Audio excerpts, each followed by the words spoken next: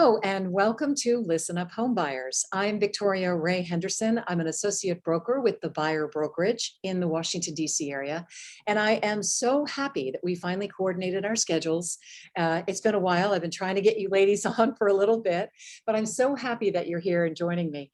Please everyone meet TiAndra Houston and Caitlin Donahue.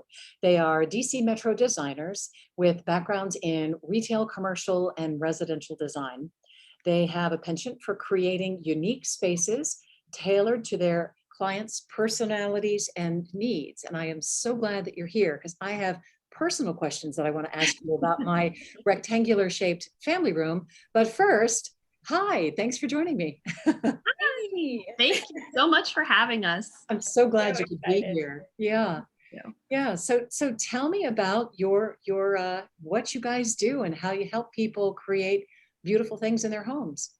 Absolutely. So we work with clients of all sorts. Right now, we're working with you, of course, to speak to specifically your clients and kind of some frequently asked questions that they have. You mentioned awkward spaces and just trying to think of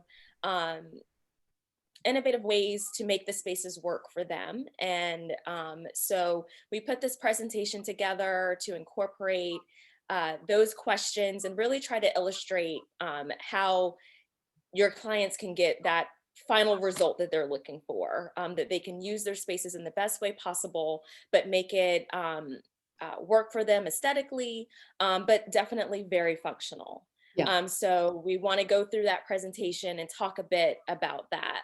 That's great. Yeah. And Caitlin, you want to add anything? I think TiAndra spoke beautifully to it. Basically, there's no weird inset, crevice, space, shape type of home that we can't help you figure out a better way to make it function and, give your family what you need to live a better life. Yeah, yeah. Before we dive into your presentation, just give me a quick, overview of basically, your background and why you became interested in this kind of a design because it is has its own unique flavor to it. Mm-hmm. Absolutely. We both have retail interior design backgrounds and interior design backgrounds. But speaking for me personally, in that retail sense and that home residential sense, just that getting into the nitty gritty of how people live. We've all got the same basic needs, but where we are is different. And I just love kind of the psychology of getting into how people live and helping, make their lives a little easier, function a little better. I've got an arts background, so obviously I like to see people's personality really shine. And so I don't, trying to get away from the cookie cutter. Everybody's different. So putting a personal stamp on things is very important to me. It really is helpful to be able to help people love the space and be comfortable in it. When I actually was just touring a home that was beautiful and it was basically staged. And I thought to myself, I was with my clients who have two young children, this is not the way a house usually looks ever when you have children and people and crafts and things like that. And so that's kind of why I wanted to talk to you because I love the fact that you're real, Absolutely.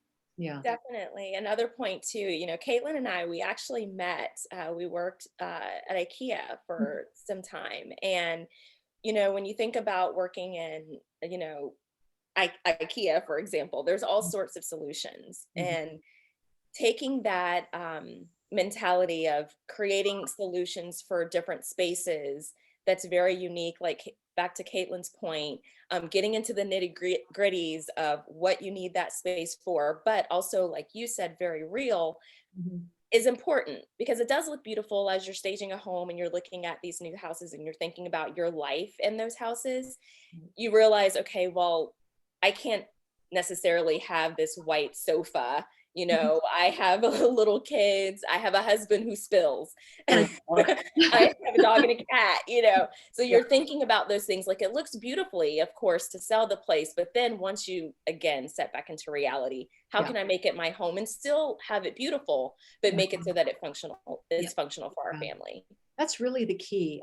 It's always a balance because I know I'm this way where I really like my house to look tidy and I really like the white couch and I love the hardwood floors that are just perfect and all of that.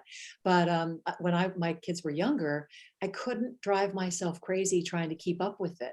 You know, I can remember my husband saying, "Who do you think's coming in?" You know, it's just us. It's, you know, but so I get that balance and it's a hard one to get, but I love the IKEA background because, you know, I like going by those designers and watching them work with people and it's really cool. So, all right. So I love what you have here with the home facts. Ready to dive in and Let's do it. dang, yeah. Okay, perfect. So our, oh, there we go. So first here, one of the questions that you had asked us was specifically about decorating and defining spaces. And so we wanted to kind of break that question up and focus first on decorating a space and then get into how do you define a space. So decorating a space, there's several steps that we like to take. So before you decorate a room, first you'll need to plan the program of the space. And the program is basically how you're going to utilize that space. What are the areas that you need to, the functionality of that space. A lot of times in design, you think about the program as you need a living room, you need a kitchen, you need, you know, a bedroom. But in this instance, we're kind of diving it down a little bit more, narrowing the focus to functionality. So how do you want the space to function? Are there any specific activities that must be considered for the space? Will it be a playroom, a gathering space for family and friends? Will you need to designate a quiet space for reading, work, or school work with the kids? So those are all questions that you need to think about. Right. Once you've nailed down the program of your family room, play with the space. So one way you can do this and have fun with it is take a sheet of paper, use some of your kids' construction paper, you know, cut up squares, write out the program and just move them around on a sheet of paper within that rectangle of what that space is, that living space is within that perimeter. Yeah. And then change it around, you know, take pictures with your cell phone, take photos of it so that you can go back and kind of see, okay, well, maybe this layout worked, but this one didn't work so well. And that way you have a quick way to see what works, what doesn't work, and then nail it down from there. Yeah. So what I did here in this diagram that you see, I just used Google Slides very simply, created a program. We need a seating group, a quiet corner, a kids play space, and just kind of moved it around just within that program alone, and you get the same result. So whatever works, but it helps you kind of narrow down your focus and really think about what you need. And help visualize. It can be overwhelming if you try and like look at all the whole big picture, but if you break it down into the essential needs, it can help you really focus. I like what you said. You know, I like the title of it, Get with the Program, because every family has a different program. You know, we were all readers, both the kids and my husband and I. So we needed what you have here, a quiet corner. We don't have a TV in our living room because that would not jive with the way we live. I think we just kind of figured that out on our own. But anyway, I like that idea. You know, you've got to have a plan for that space, or it could kind of go haywire and people are not on the same program. Right. Yeah. That's very cool. Very cool. Yeah, you know, collaborating with your husband, you guys talking it through and seeing what you need and what you don't need really makes a difference. And then once you do that, once you've narrowed down your program, now it gets into how do you want this space to feel? You know, you need to think about how you want to feel in the space, but also how you want others to feel in the space.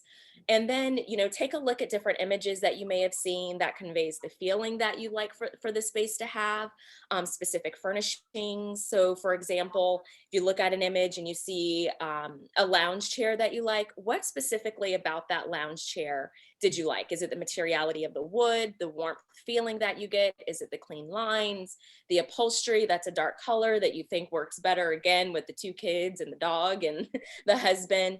And then, you know, you don't have to decorate exactly what you see in precedent images. Again, You can get that from like a Pinterest, from social media, like an Instagram, even from magazines. You don't have to regurgitate exactly what you see in that image, but pull specific things, specific components out of that image. Maybe it's a color palette that you like about it. And then using Pinterest as a tool, you can actually save those images to Pinterest, to a specific board on the things that you like. And Right. then you can go back to it in a way to kind of keep the look and the Interesting. overall visual holistic. You know, if you see other images, but it doesn't exactly jive with what you liked in some of the previous precedents that you look at, put it to the side. Maybe that can go in a different area, but that way it helps you to keep it holistic and you don't feel like you're grabbing a bunch of different styles that may not necessarily work together. There is definitely a such thing as it being eclectic and being able to balance that. But in the meantime, as you're kind of working out and figuring out what your own design style is, you can do that in a way and help it come to fruition by taking these steps first. So you use Pinterest as a tool, which I'm sure a lot of people do this. And one of my best friends from high school, she has Pinterest for using it exactly the way that you're talking about, but with baking, collecting all of the things that, you know, that she likes to, she's a great cook.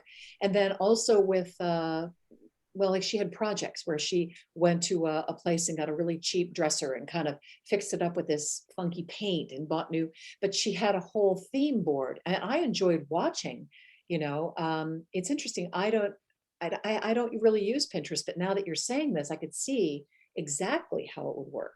Yeah. Because you're visually, you can, I mean, it's right there on your computer, you know? Yeah, very cool. Definitely. And you can use other sources. So Pinterest is great as a springboard. I know they've changed kind of their formatting in the recent years, but you can use other websites and images that you like from other websites and still pin it to Pinterest. You can create new pins in that way. Okay. So, you know, using that as a tool is a great way, like you said, to compile all of those images and all those, you know, pieces into one place so that you have a place to kind of go back to and you can see it again holistically. Yeah, great. Yeah.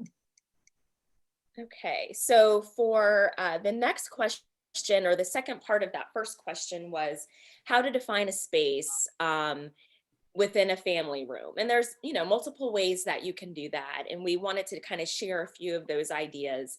So the first one here, on the left-hand side, this first image, the larger image, we have area rugs. So as you can see, you know, area rugs are a great way to define a space with different functions. For instance, you can use one large area rug for the entire space that can unify, or you can use two or more separate area rugs to help create a family entertainment center space, you know, on the side, or even a conversation space, or even a play area on another area. So as you can see in this image, they were able to do that very easily. It's a large space, of course, but just using those area rugs to kind of designate, this is what we're doing here. We're going to dine, we're going to sit and eat at this particular space, or maybe even, you know, you can craft at this table. And then in another area, you know, you can watch television, or again, read a book, depending on what it is that you want that space used for. This helps you visually to delineate through those spaces. That's a great picture to show exactly what you're trying to explain, because, you know, coming up from the top view like that, obviously you can see how the couch backs up to the edge of that rug, and that creates that little rectangular box there. That's great. Yeah, very cool. Exactly. Yeah. Yeah. And it actually goes to the next point of using furniture. You know, furniture placement is a great way to kind of define those spaces. You can see it as you said, in that the first image of the area rug. But to the right, we have that next image with the credenza on the back side of a sofa, designating those two areas. So you have the area that's by the fireplace, and then past that credenza, you know, there's something more going on that opposite side. You have that piece of furniture that's saying, okay, this space is kind of used for this. Here's another space as well. And the furniture, just by laying it out, makes it very clean and simple. Another way to do that. There are so many homes now, because everybody likes to have the great room connected to the kitchen.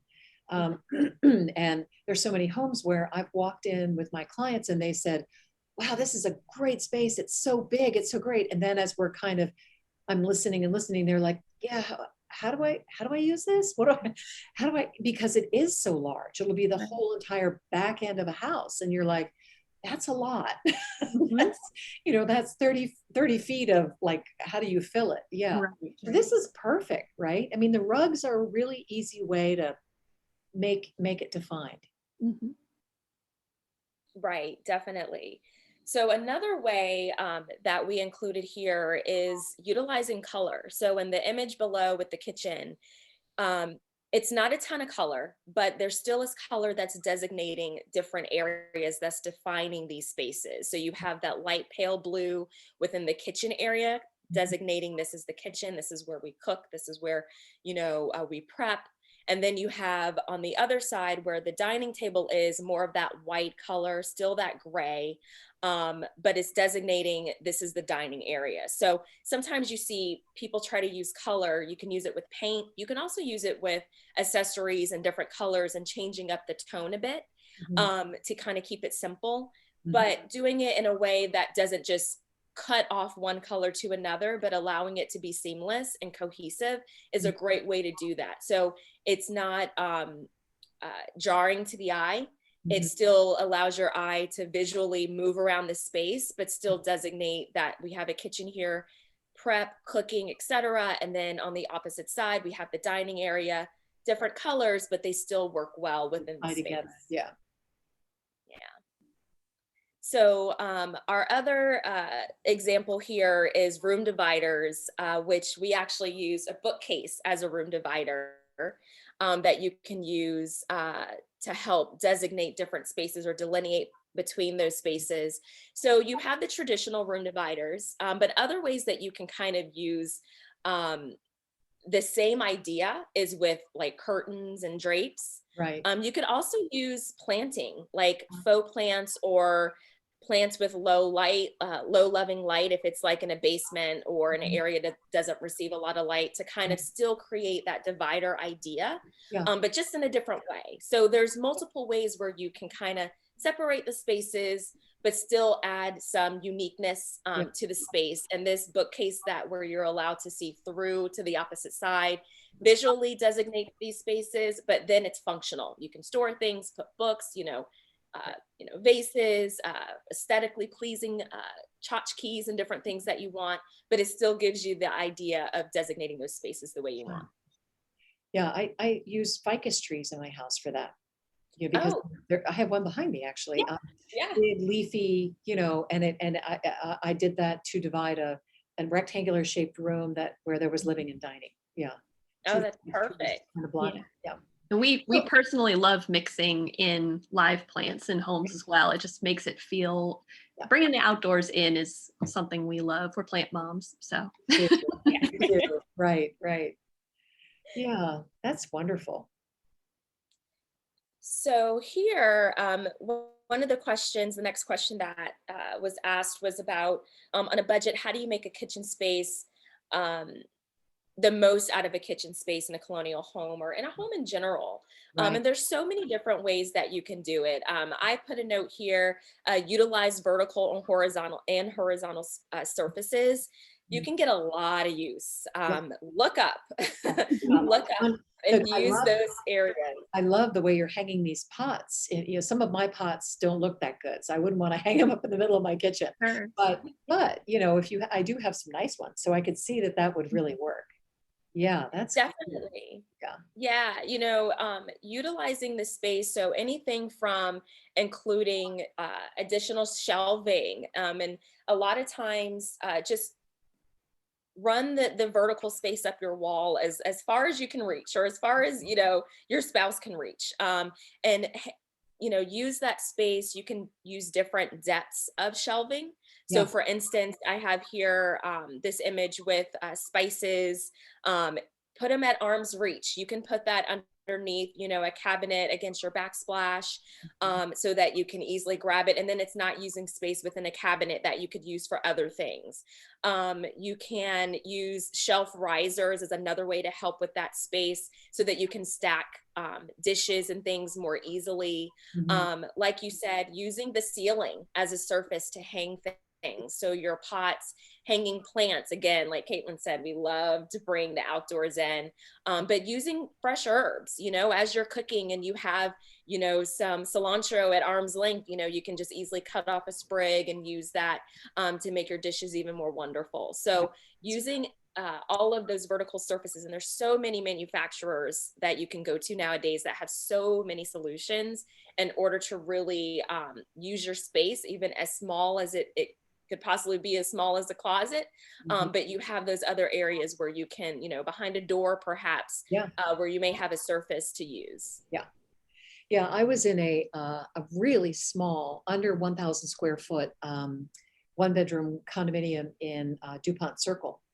And when I walked into the door, talking about using the vertical space, walked in the front door, the guy who was living there was a reader, and he had above the height, so there were 12-foot ceilings, he had put in these beautiful bookshelves. And at the end of the hallway, he had a ladder that was on a roller.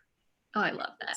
It was like Harry Potter. I mean, it was the coolest kind of touch, right? Because it had the really nice crown molding that was quite long, like maybe 4 inches, 5 inches long, and it just worked in this tiny space. But I thought, yeah, that's right, go up, because you certainly couldn't fill up.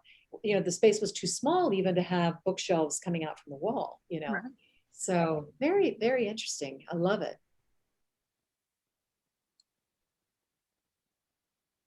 Ah, the closet. Yep.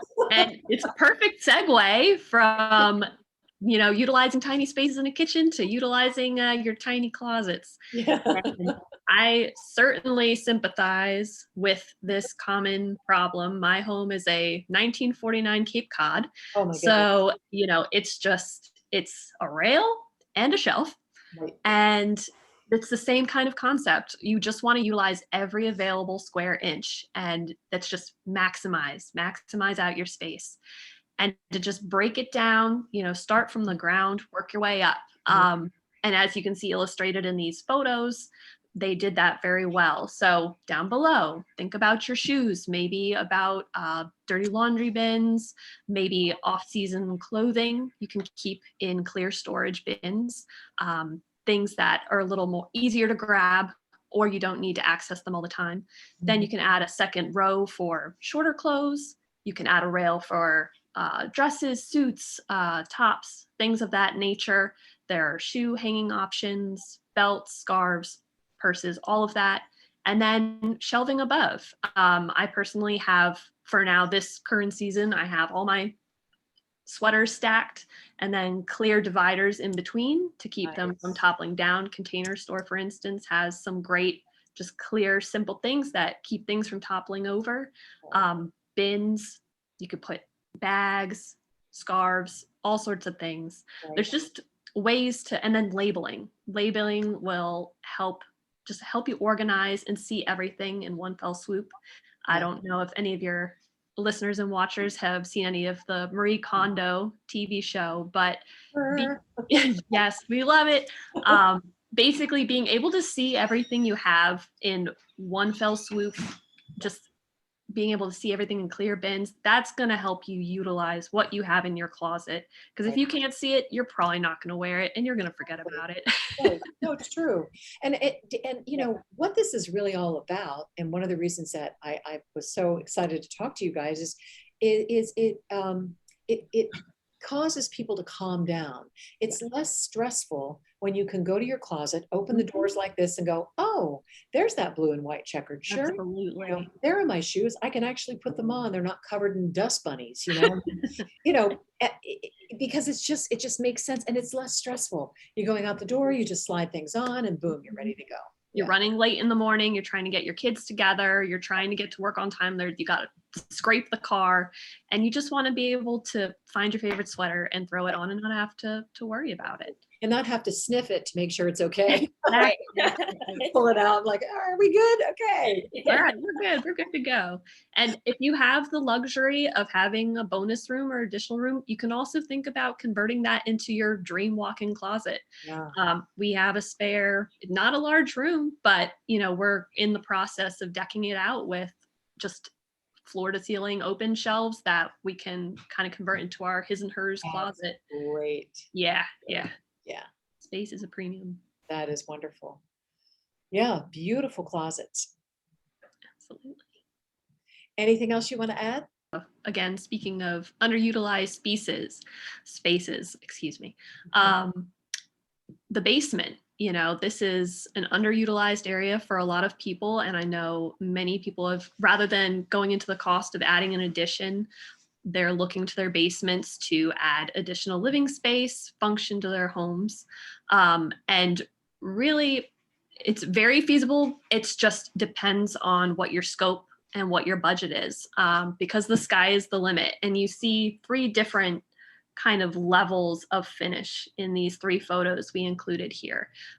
For about $20,000, as long as you're not waterproofing, then you can certainly put down flooring, you can paint, you can put in some nice new doors, you could put in carpeting and maybe some new lighting. But if you're looking to add a bathroom, if you're looking to waterproof, maybe add a lovely little wet bar like we see, or make it finish so it could be an Airbnb or an in-law suite, that could reach upwards of $100,000 very quickly, depending on what you're looking to do. But there are certainly some more cost-effective options for that, just to make them lighter and brighter. And maybe this becomes a good play space or craft area, or just additional like TV room, essentially. I like this center picture because it shows the less expensive way. You're not putting up drywall. You're just painting everything white and making it look clean. And I've seen a lot of that. Yeah. And I know in the district, if you're going to do an Airbnb, or actually if you're going to do an apartment, you've got to have a ceiling height of 7 feet. Right. And that's difficult for many homes. Many homes. And you got to think about boring out the floor and right. Exactly. I have clients doing that right now, so it's not a cheap thing to do. No. Right.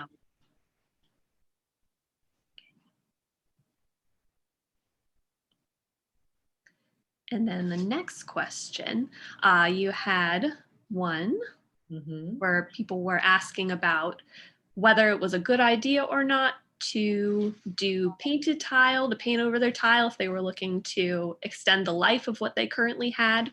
Right. And this certainly could be a good DIY.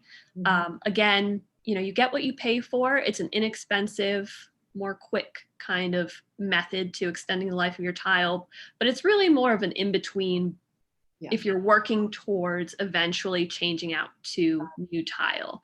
It's not a long-term solution, but I've definitely seen some examples that have lasted upwards of 2 years with some maintenance on some of these options. And you need to look at, is this a high traffic area? Is it a high humidity area? So entryways, bathrooms, you're going to get a little more wear and tear, and there's going to be a little more, chance of, if there's sitting water, that it could affect paint, for instance. But there are a lot of great, again, speaking to Pinterest, great DIY blogs that break down exactly what they did, and they've troubleshooted and gone back a year later to tell you like what they could have done better. And a lot of it comes down to prep, to cleaning the floors ahead of time, to making sure you're sealing it well with plenty of coats of different sealers. Seems like oil-based seems to be a good option. Yeah. And, as long as you're okay with it maybe not being perfect, then it might just be good enough to at least get rid of that unsightly 90s, 80s, who knows, even older tile that that's just eyesore and you can't handle it anymore. And another good option, if you don't want to get into painting, are these inexpensive peel and stick tiles that have started popping up. I've seen some good options on Amazon and big box retailers like Lowe's, for instance. There's one brand called Floor Pops that people have been using that just adds some Yeah. some pattern, a little something different. They feel more like an actual tile. You see that star print is very popular these days. And you can even grout on top of them just to make it look a little more authentic. Yeah. And you get what you pay for. You could get like 5 boxes for about $100. And as long as you buy some extra like rug tape to help with the corners, things like that, it could be a really good DIY to just give your older bathroom a facelift, for instance, in I the love, meantime. I love that look. Yeah, It's when I moved adorable. in, pardon me, I think it's adorable. it really is. When I moved into, my house was built in 1961, Mhm. and there was a green tile on the floor that was unknown to nature. I mean, literally, I tried everything. I was like, okay, I can make this work. Could not make it work. It was this weird, I don't even know how to describe it. That's when, but I could have used the peel and stick. I ended up just going with a white floor eventually, having it all Right. redone. But the peel and stick would have really been great, because they're just adorable. Yes. Yeah. Yes. And they're got current prints and patterns, what everybody's looking for these days. You can find Yeah. kind of Moroccan style or Cool. whatever you're looking for. And Yeah. it's just something fun to spruce up the space Right. in the meantime. Yeah. Right. You're saving up money for your Right. beautiful, you know, Mhm. bathroom to come. Right. Right. Dream tile, handmade. Exactly. To like Caitlin's point of the peel and stick or the paint until you can save up to do a little bit more. Just make sure you do the planning beforehand. When you are trying to decorate your space, go through the process, go through it and think about what you really want. Mhm. Because I hear from a friend, I'm helping her with her space, and she's always worried about making a change that she'll hate later. Right. And it's like, well, think about what you want. Think about really what you want first, plan No it through, rush. and you Yeah. know, yeah, you don't have to rush through it. You're going to Yeah. be living here for a while, so Right. take your time and It's really a do what you want. marathon. It's a marathon, not a sprint. That's right. That's Yeah. right. Yeah. Yeah. How hands-on are you when you're doing this? I mean, are you doing a lot of the work yourself, or do you bring people in? I guess it depends on the skill level. Tell me about Mhm. that. It definitely depends on the skill level. I mean, Caitlin and I, we work together and we've done a lot of different types of DIY ourselves, even just with previous, like I said, the job that we had together. Mhm. Right. But yeah, when it comes to if there's something that you want done, and we're not experts in everything, of course, Right. then you definitely want to bring in someone that can really lend to that expert voice. Mhm. And I know you speak with contractors and you have all sorts of people that you work with that have that expert voice that can speak to that. Right. Right. But yeah, it's definitely good to collaborate with someone who has that more knowledge in certain areas. But yeah, we're definitely all hands on, all in. That's Um, wonderful. And you serve the entire greater Washington, D.C. area, up into Absolutely. yeah. Baltimore as well? Yeah. Mhm. Okay, Yeah. great. Um, anything you want to add? Don't think so. I think, yeah.